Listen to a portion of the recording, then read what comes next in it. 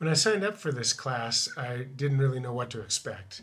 I'd done some public speaking in the past, and I'd written speeches for others, and so I considered myself, fairly adequate at speech writing, speech making, and so I didn't know what I would learn. And it turned out I learned a lot. I always knew the basic structure of a speech was tell what you're going to say it, tell what you've said. But this course went into much deeper um, much deeper treatment of speech making and giving a speech. In terms of how I've advanced, the structure of my speeches are much better. They flow much better, and I've incorporated gestures into my speeches, something that I didn't do so much before.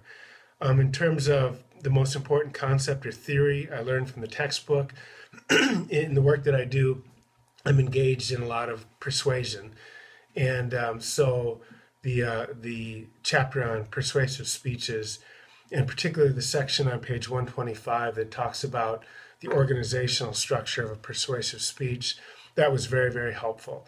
Particularly the structure termed problem, cause, solution. I've done some writing lately in terms of guest commentaries for clients, and I've actually structured the guest commentaries using that organizational structure of problem, cause, solution. In terms of what the instructor could start, stop, or continue in the class, I've been very happy with the class and what it contains. So I really wouldn't change much. Although, I think the learning how to do a PowerPoint with a voiceover was extremely valuable. That's something I never knew how to do, and that my clients happen to like.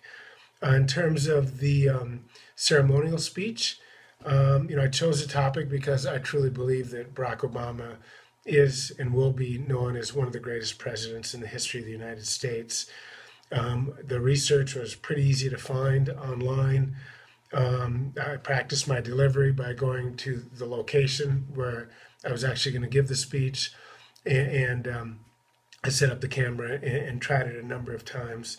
In terms of establishing credibility as a speaker and my sources, because Barack Obama and his presidency is very controversial, I knew I had to establish credibility.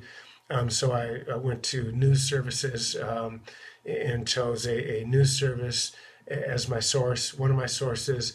And then, instead of relying on myself or a Democratic spokesperson, I went to search out and find a critic of the Obama administration who had changed his tune, and that was Paul Krugman. So I thought that was very important to the speech.